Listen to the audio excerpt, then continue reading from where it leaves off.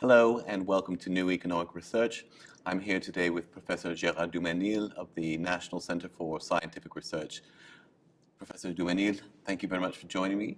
Thank you for inviting me. I would like to discuss this book, The Crisis of Neoliberalism. You were saying to me that the crisis of neoliberalism and the story of inequality are in effect the same story. I was wondering if you would care to elaborate about that. Yes, the inequalities began to rise in the United States and in other countries, in particular in the United States and the United Kingdom, much more than in France, okay? With the emergence of the new phase of capitalism that we call neoliberalism. And this occurred at the beginning of the 1980s or in the late 70s, but really with the 80s, okay? A very important moment in the US and in the world was 79, when the central bank, the Federal Reserve, decided to increase interest rates at very high level. And this marked, in a sense, the entrance into the new phase, which is neoliberalism. And simultaneously, so income inequalities and wealth inequality began to increase tremendously. And finally, the development of neoliberalism led to the crisis which occurred in the late after 2000, 2007, 2008. I'm very struck by the fact that when we got to this crisis point in 2008, you would have thought that much of the philosophic underpinnings of neoliberalism had been discredited, and yet it still seems to be very pervasive today, the philosophy and the policies that flow from them. You see this in Europe in particular, the embrace of the austerity philosophy. It's almost as if 2008 didn't occur. Yes, but there you need to make a difference between the United States and Europe. I'm speaking now mostly of continental Europe. Yeah. The United Kingdom will still be different too. And of course, the ideology, I would call it, of neoliberalism in the US is still there in a sense. But there is something new, which is very strong policy, okay? Very strong macroeconomic policy in the sense of monetary policy, in the sense of huge deficit of the budget, okay? And while supporting the economy, all that because it's linked to the experience of the Great Depression, of course, because the action of the government was so strong. I mean, by the government in the strict sense and the central bank. So, and many policy, with respect to the cost of energy, to supporting, key sector of the economics. And so, in a sense, in the United States, the idea of laissez-faire, as we say, okay, it vanished to a large extent because now the action of the government is very strong. And this allows the United States they are beginning to recover. It's not over, we are not really out of crisis circumstances. It was very efficient. But in Europe, it's very different, because in Europe you have the huge heterogeneity among countries like Germany and Greece, for example. It's not the same thing, of course, So the situation is very different in Europe. And, we have this policy that we call austerity and all that, sticking to all principles of balance, trying to balance budgets and so on. So it's not the same story on both sides of the Atlantic. Do you think the United States it's a genuine change of philosophy? Because I say that as someone who lives in the U.S., the deficits were bemoaned. They were considered to be some sort of awful aberration. The activist actions undertaken by the central bank. It seems that there's a large number of people that would like to go back to the status quo ante. Yeah, sure. But it's only one aspect. I spoke of policies, yes. of the intervention of the government. So all the ideas of laissez-faire, the government should not interfere, and all that, of course, all that changed with the crisis. If not, it would have been a complete catastrophe. Okay? So it was really necessary. But of course, the other aspects of neoliberalism, which are basically the way of managing corporations. Okay? And this is extremely important because in this book, for example, we show how suddenly in the United States and Europe, in particular in the United States, the way of managing corporation changed completely, beginning in the 1980s. You describe it very much in what many people would call finance capitalism. In other words, the corporation is driven or managed with a view towards enhancing the share price, rewarding CEO compensation. Maximizing stock market indices, this is really the target. And in the US, it goes extremely far. And we are still in the same situation because it's, of course, distributing dividend, but also, for example, in the US, we analyze that in this book and our last book in French here. La Grande Bifurcation. Usually we publish in English, but here there is one exception. We publish in French. Well, we might get a translation for it at some point. Hopefully it's on the agenda. I hope it will come. But here we analyze that in more details because this book is more recent. But in the US, for example, it's fascinating because within neoliberalism, the corporations are financing the stock market in the sense that they repurchase their own stock shares. Rather than investing in productive investment, for example. And instead, normally, I would say in capitalism, it would be the stock market which finance the economy. But in the US now is the reverse. The tail wagging the dog. Okay, because they are really buying and buying in order to maintain the levels of stock shares. So all that did not change. Also, globalization. Globalization in the sense of free capital movement and, above all, financial globalization. All that did not change. Now the world, not the entire world, because I'm not speaking of China or to a small extent, but, is dominated and is controlled by a system of huge financial corporation. Mm-hmm. It's not only the US, of course, because you're going to find German, French, also big financial institution. It's a network. It's a family. It's a family in the sense that they own one another. But all that is dominated by the US institution. The United Kingdom plays a role, the city of, belts, of a transmission belt, in this system. All that is still there. So in this sense, neoliberalism did not change. And also the rise of inequality, very high wages, incredibly high wages in the United States at the top, of course, because the wages of the majority of the population are completely They've been stagnant for the stagnating. Last 30 years. I'm speaking in purchasing power since the 1970s. So all this feature of neoliberalism did not change. And that is, to clarify, that's not only the case in the US and the UK, but also continental Europe. You have the same problem. Yes, but you see, we speak of neoliberal capitalism to describe the present situation. But of course, various countries or continental Europe, England, the United States, it's a different situation. For example, in France, yes, we are a neoliberal country in a sense, but much, much less and differently than the United States. In Germany, for example, you have two Germanys. Mm-hmm. It's very important. You have one Germany which is still some kind of industrial Germany inherited from the first post-World War II decades. On the other hand, you have another financial Germany, which is completely neoliberal in a sense.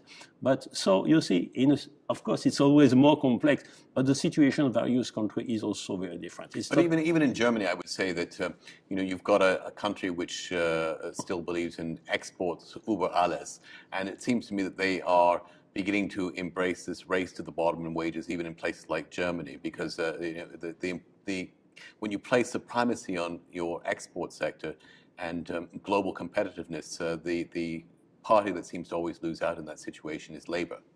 Yes, but you see, the policies of all the rights, including the French socialist government. I was going to say, it's not just the left has been co-opted into this as well. The policies of all the rights, political rights, including the French government, including Germany and so on, have common features. And one common feature is diminishing the cost of labor, in neoliberalism. And of course, this was the purpose of globalization, opening frontier with Asia, but also, with a country like, Romania in Europe, or I don't know. So placing all workers in situation of competition with the cost of labor in Eastern Europe, which cannot compare with the cost of labor in France or in Germany. All that are common aspects, okay? Specificity of Germany, balancing the budget, for historical reasons. It's very well known, they believe it's extremely important to balance the budget. Which is, of course, it's by accounting identity. It's much easier to do when you're running a huge current account surplus. Exactly. Yeah. If you, of course, but still, Germany has a debt. The government has a big debt, even similar to the French debt, and it's huge, okay, to 2,000 billion compared to 300 in Greece. But Greece is a small country. Germany is a big country. So let me turn to France for a minute. It's an interesting situation. Of course, the metrics there are poor in the sense that you have double-digit unemployment, but they're not depression-like conditions in the same way that you have, let's say, in Spain or Greece. Even Italy seems to be deteriorating at a faster rate right now than France. And yet the political response to the economic crisis in France has manifested itself in a more extreme direction. And by that I mean you have a very, very large component of people that are now supporting the Front National, the National Front. Marine Le Pen in the last election got over 25% of the vote, and she's considered a leading presidential candidate. What do you think is causing that, and why has there been no response from the left? Well, in France we have a socialist party, and this socialist party, they would not say we are neoliberal. They would say we are in favor of globalization, because globalization means modern world, okay? It would be to move towards the path that took. So there was a very important transformation, in this party.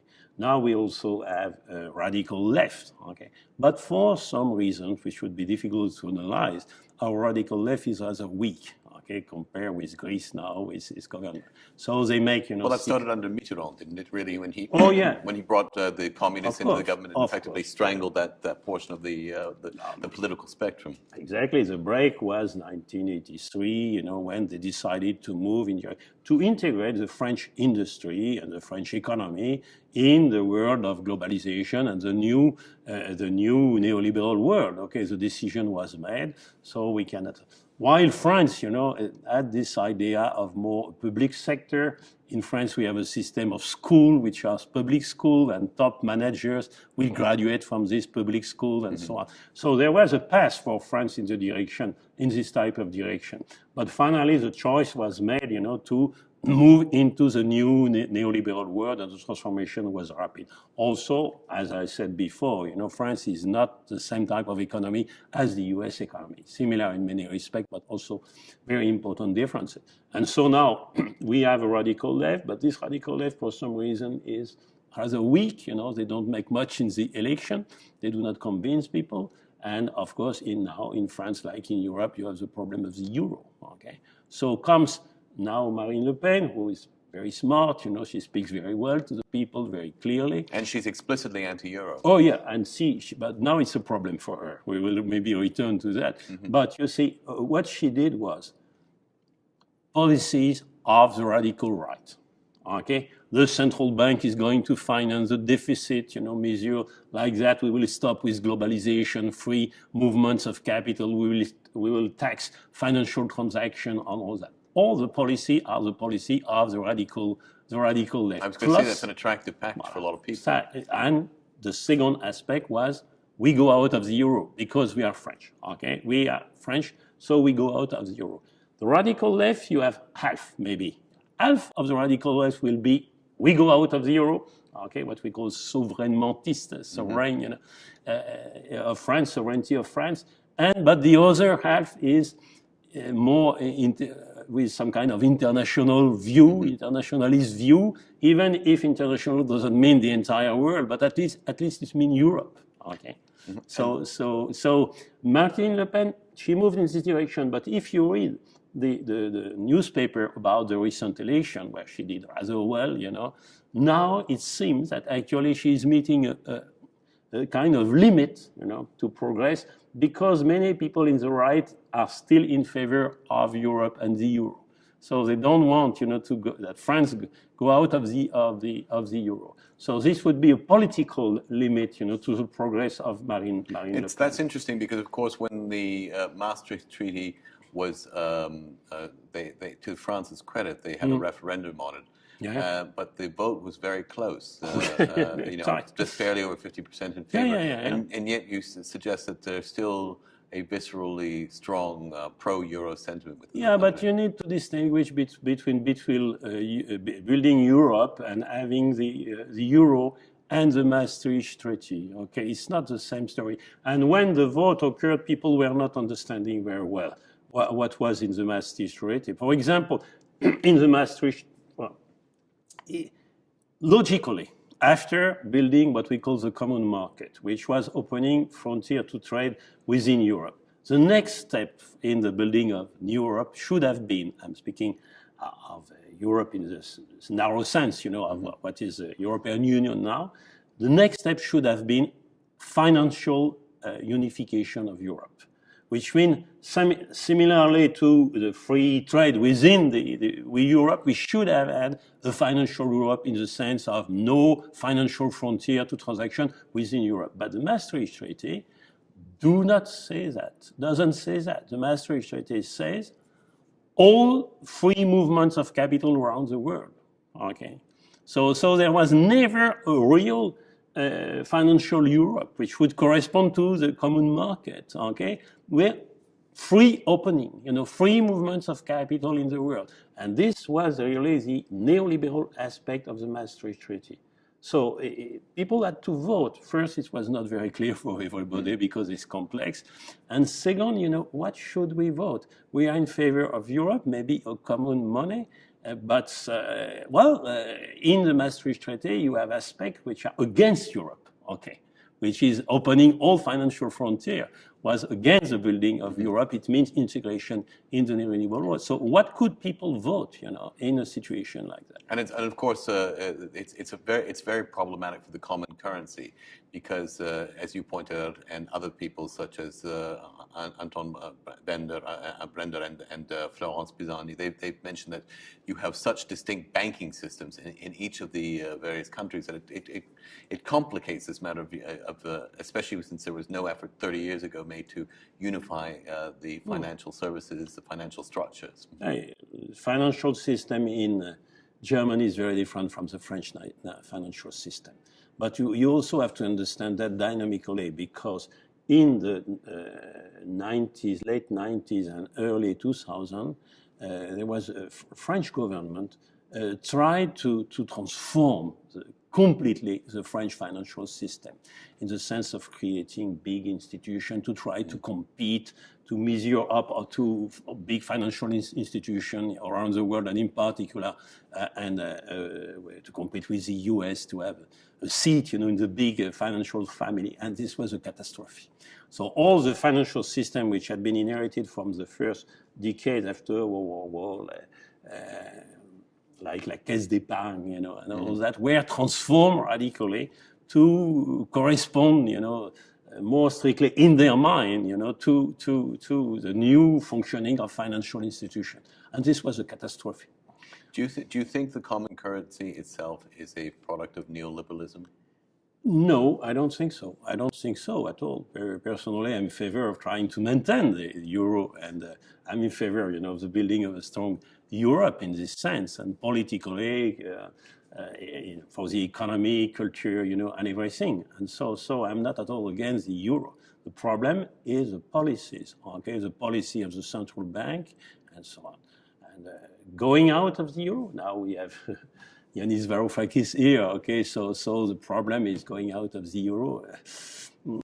It's very difficult because we cannot see the solution. There is no solution within the euro, but no solution outside of the euro. Are you concerned that if Greece were to exit the euro, that the whole common currency project would come under threat? No. You think that it can be no, because Greece is a small country, it's 2%. Well, Lehman was a small investment bank, and still. Yeah, true. But I think Europe can stand it. Okay, Europe can stand it. The problem will be for Greece itself because it's not a problem of going out. Yes, going out of the euro, very good. But problem is default. because if they go out of the euro, they will be completely unable to pay their debt. So you can think here, I travel a lot in Latin America, you can think of Argentina and the 2001 crisis. So it's not only going out of the euro, devaluation, but defaulting on the debt. Because with a devalued currency, paying the debt would be it's already impossible, you know, and it would be even more impossible than within the euro. So what is the solution? I think you interviewed Yanis Varoufakis, and he told you the solution.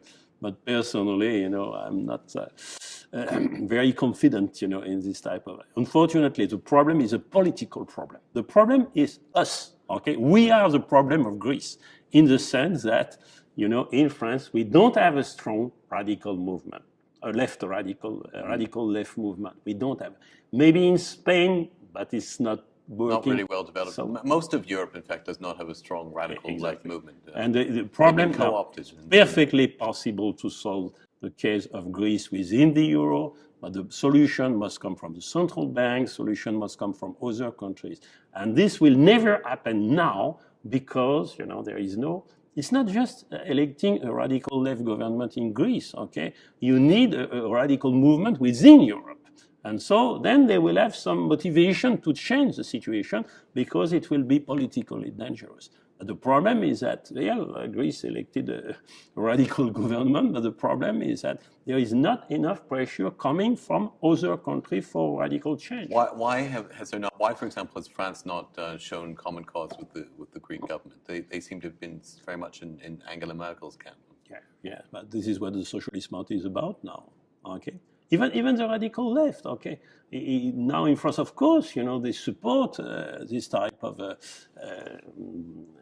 the victory of Syriza in Greece, you know, but not so strongly, okay? Not so strongly. There is no conviction, you know, there is no idea that we have to meet in Brussels, okay? Really, this is the important thing. It doesn't mean to have power, but it means necessarily to have power, but it means to be able to exert some kind of very strong pressure on a European institution, and in particular the central bank. The central bank can solve the Greek problem in 2 months, okay? But they don't do it for political reasons. And in what respect do you think? Just unconditionally guaranteeing their bonds, or for example? Okay, the debt of Greece is 300 billions, okay, euros. The new program of the central bank is, during 1 year and a half, we're going to buy every month 60 billion securities, public and private securities, okay? So use this money during 2 months or 3 months to buy the security issued by the Greek government, okay? You solve the debt of the Greek problem. You certainly solve solve the sovereignty or the solvency issue. Exactly. But you know, but there's also a problem of aggregate demand. I mean, there's two distinct problems. There's the issue of national solvency, but aligned to that is the problem that you have deficient aggregate demand across the continent. But you see now in Greece, yesterday I was sitting very interesting session on austerity, okay, but now in Greece, if you look at the deficit or surplus of the government, now in Greece, if you set aside what they pay as interest, okay, they are running a primary budget surplus. They are running a primary. Given the scale of the unemployment that exists, they probably should be running a large deficit. In fact, most European governments should be running large deficits, but the prevailing austerity philosophy. You need really to transform this situation. They need a deficit now. They need investment from foreign countries. But for example, you can compare with Spain. Okay, Spain is a country in a terrible situation from the viewpoint of unemployment and so on. But you know, other European countries were also investing in Spain, and they had a very nice. The industrial sector. You had two components in the industrial sector: old-fashioned, but also very nice new industrial sector. So during the crisis, this new industrial sector went on exporting. Okay, and this is what is missing in Greece. Okay, Greece, they need a new advanced sector of this kind with a capability to export and so on. And of course, European capital coming from other European countries will play a role. But now the situation is so bad that nobody is going to put his money in this country. Okay, I'd like to bring this back. We've discussed Greece for quite some time. I want to go back to the question of inequality. Given that neoliberalism is still very pervasive, and given that many of the conditions that gave rise to the crisis are still in existence, how do we mitigate the problem of inequality? Do you see anything on the horizon that would change that? Is there something that would alter this fundamental philosophy, which seems antithetical towards promoting greater equity? First, I would like to say that the problem of inequality is a problem of what we call of the United States and the United Kingdom. Okay. You don't think it's a problem in France? It's a problem, but in a different sense. Okay, here you have Piketty, okay? And Piketty data that we already use in this book, and before, we use the same data even before. So first thing I want to say is that people do not make the difference. But if you look at the data, according to Piketty's data, for example, there was no rise of income inequality in France at all. Okay, it's very important. There was no rise of income inequality in Germany. Income inequality is United States and the United Kingdom. Huge rise of income inequality. This for political reasons. Now, there are also limitations in the data that we are using, because in Piketty's households are divided between, in terms of income hierarchy, between 0 and 90. And then he studied what's happened within the 10% up there. Okay. So the group 0-90 is a very broad group. If you follow this type of data, you have the situation I described: no rise of inequality in France, huge rise of inequality in the United States. But of course, in France, if we had good data to study the group between 0 and 10%, I mean at the bottom of the income hierarchy, sure, we would find rising inequalities, because we have poor people, and the situation is deteriorating. But in the type of data, of which people spoke a lot, and that we are using in the book here, okay, the situation is typically US and England. In the United States, in terms of purchasing power, since the purchasing power of the group 0-90, just excluding the 10% at the top, okay, this purchasing power did not increase, since the 1970s. This is an incredible situation, while the purchasing power of 10% increased. And when you move towards the top, you reach huge wages, huge flows of dividends, and so on, and their purchasing power increased tremendously. So how does one reverse that? How does one reverse these trends? You have to reverse neoliberalism. Okay, it's a completely new form of capitalism. What people don't really see, it is the importance of what we call managers.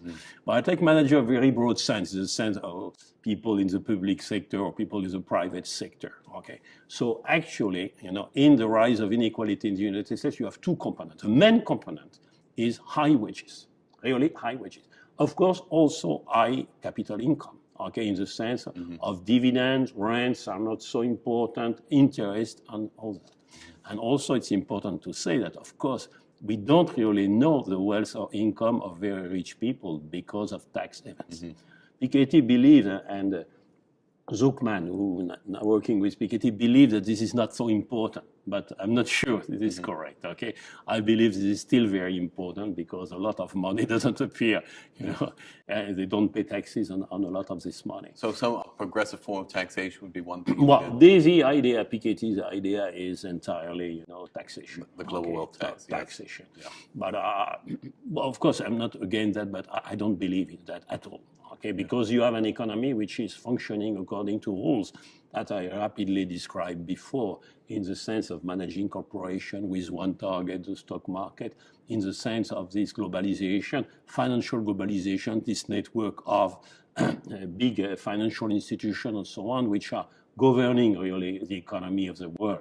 We have studies which show that they are controlling maybe 90% of the profit in the world.